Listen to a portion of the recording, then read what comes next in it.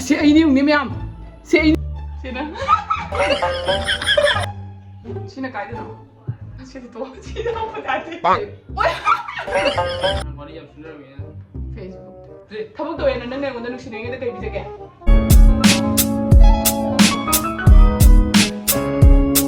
Hello everyone, welcome to my channel da taram nokchuri adum yam ai ngasi video anova ma puraga lae ai na ngasi tawdoi sina akhoi gi thaina gi photo do reaction tawdoi ni bako akhoi sagala o stop dom wan haina ra purakra pani bako ado la o araga wang khang gi sila me wang khang gi sun ado ai siga o mama hai laptop se kya mo ni man ni je kai tin hama I see guys, ako ba nigi Nungsinari ngi photo ga dugagi love marriage habi yada bagi aina love marriage hai se achena ga mana ko na se na hai bago adu duna aina photo hana nammage mangonda mai matam leita bagi aina photo ina hana namme ai laptop mani jam apna te thute pui re bago sajina dana dum thamba adu gi ngasi di aina kena tar age khar mani ji than ko ban gi reaction video se horage wai ahan ba ko bani na relation bu se kam matam no am ta khang bre na ta bang chahi di hai ba na baru ho baru kai ne ai 2013 na metric tharga 14 ai metric thajge dagi nang khangna ratro ado myam ko ahan bada ko bani na ai masak sing asi am thire phare tijar su ado ahan bada yeng ando se ai photo hana yeng ando ni ai gi thaina gi photo my reaction jing se ko kamai to gana reaction to thora piu kuma nang to la hai to no jing do adu jade ye thaina gi photo hana mango yeng hala age adu lara ko bani na Nungsinari ko gi ga ina nagi video kapi ki bisle ko le sai pa khangor ngi khangor na ai nagi video kapi adu video is ujar ke adu reaction do yeng si so let's get started again siung ta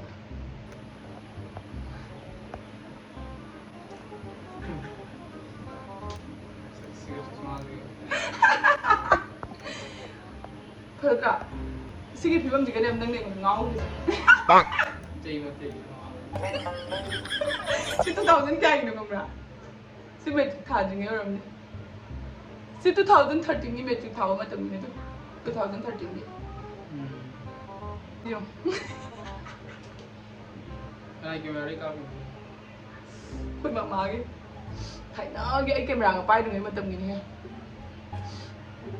rồi sim le na si cham to jong na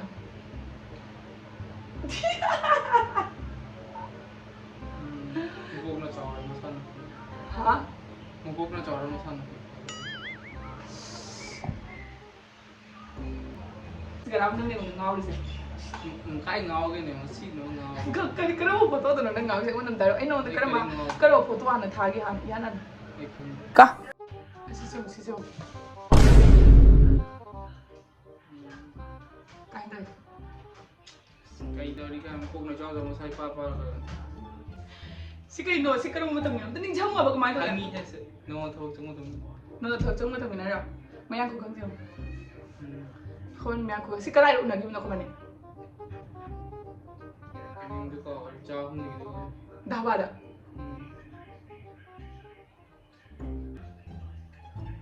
sina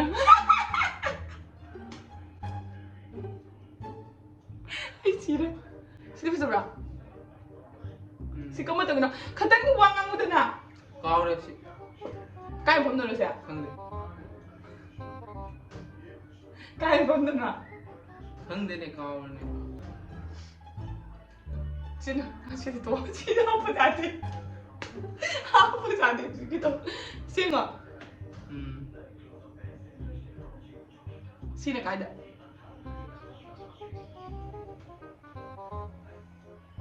na ko ble brang ne siya o si de ju ko ni jang ganti ma ke ma kai ganti ga kan do ganti ba ga ke ganti ba ganti me la da do no mit go ai ne ke to ni jang ikan deh kayak gitu. Ada nung makeup ya? Kapi. Keren apa sapi? Nabi. Ay nabi na tra. Wah nabi kayak pun. Keren apa sapi? Ay nabi na tra. Kamu tahu ya nang nang Nungsinari ngi da kay bisa kaya? Nabi. Kay bisa iba. Sige cai bu kulfi se kanan pe thapi no. Aina bi di ba. Nung may kapatid ka na pe thapi. Aina bi di ba. Ni kai ni jeng dia. Kama tikili ami thong ba sia pakhang ngoi ngai matam da suli iba ai monda ka shum paisa ina chaba da so ina puthoi ba ade nung may kapatid da so ina puthoi ba.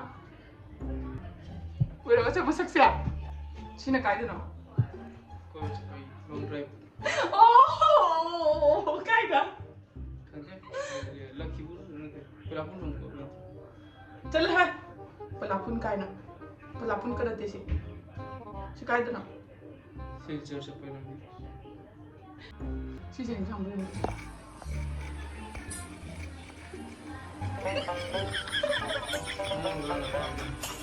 Kata ka ni ga.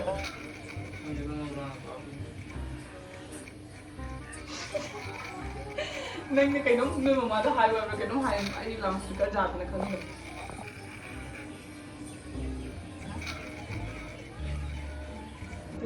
Si ka tu. Si kai da. Chao không đi. Kai ja ni. In được to.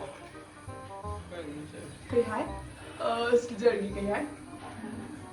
Nawab Chandra. Nawab. Sidi nong da lera pon ta thagi ta. Kam ko yo from na do chari na. Ulu kare. Tazura. Sidi ai ngau.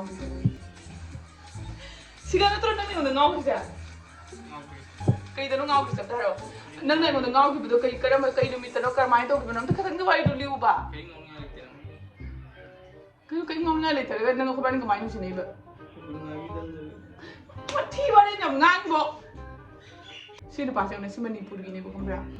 Manipur gi da ne ai na ne Facebook no na pa ro ma ta da ne ambra ai se video photo editing to ba hi ti ba ma che na ko ga gi photo se ma mai photo ha sa bi.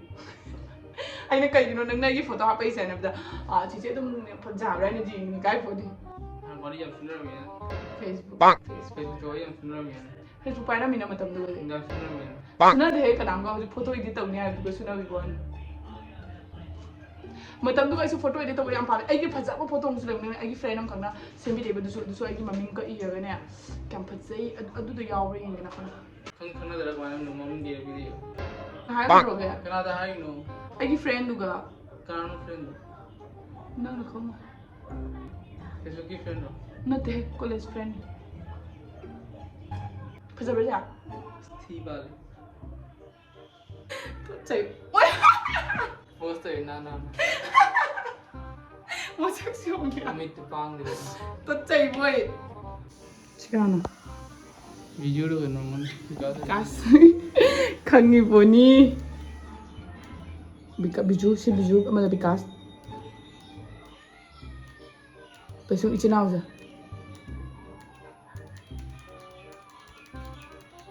Fadra. Ay nawe photo cha khare. Ya. Itu apa kan? Fadra. Masai itu. Wow, si photo sini. Viral color itu. Si photo segani ko thana ngau di sengon. Ai ngau ni photo. Ai ngau ni photo sen jing ngana ka. Ngau ni photo. Si ko ma cha ma andra sia. Ha? Ambe. Ako ma cha ma andra ma cha photo law na. Ai na ni ma sa photo ko ma cha de. Ngau ni de nto. Si ai ni. Si ma ta ki si ai nto. Si ai ni. Yeah. Figure di mai da si ko ji jawt ba. Si Smita. Ma si ai ni ung ni myam. Si ai ni ung ni. Oi ma na ta ma chi loi sham dok ta na. Fajaram dra. As acting to to. Ha? Kapchalo to ro man. Yung baro sa photo yam sa ti yam. Si wow. Si photo sa gani ko sa ni ngau jeng. Ro ngau ro ne. Si mami chi gani mana ngau sa mami kam jam je am yam yam. Nami to kana na ngau na bud ma le thu adra. Jo na sa ai le sabi ngi smai je am yam. Mami chi yung yam da. Ina ai lohong bai photo ni. Ini na. Mamu ka ni to ro. Kada. yang ngori dong. Chahi manga da mi se kya mati ke han ocean gre ko question na mamon minok no ingai tanja da myam ne onda horiba dhamala e ne du ina no khiba myam na khoi pa na danja da na tau khiba myam kamai toi na thamoi da du matam du kamai tau gi Kering tau de. ting ting klaw na nungai ra kamai toi no sina khoi gi makhut pun gi bai matang lu hong bai nungai gi ba 哎呦我的妈！ nungai ti ta hai hai ba nang bo sina gi room yo rakhi bai matang koi ne bok na ko laga pusalak bai matang adagi di yo ra kan da photo kap ki bai matang sina koi reception gi matang adum yam hujik lotion jar ya ko sa gi karim reaction leite photo do dum thokle na dum kana no nam ning da basibo ani wang kai gi ne handang ne ko bani gi video da viral chat le ko andam ha Kering caca ni eh. Video selalu. ayo ai fi lo sa lo ke ka ai chi ai na ka sa suan mai tai da ai fi lo sa lo ke ka ai na ka nuk ti gi fi lo san pa ta mai tai dai fi lo sa lo ke ka Selalu kangi. wa ti ang ngang ko na Kenal sang gitu. Nah, nah. Kering tu. ayun ay na sui do ka na ko sui do ka na no fi do Terus video selalu kita. adum yam ngasi gi video sa ga lo shin jar ke next video da mai ai na khalle ba ko khobani gi thai na gi nushi na bai photo se ngam thamo ka momon ka no tra ting ting ka law na nushi ba ko pula ka dan khale kai moi bra ko sai mai mobile ga game je la ba je budne ai gi video na mi se ma game ta de adum yam ngasi gi video sa ga lo shin jar ke next video da mo ku ne se bye hayo ai gi dum ta Fee kang ada. masih macam jam 3 ni, mami mama dah mata bagi jam 9 betul. Aduh, mami amsa lagi sendiri. Bye.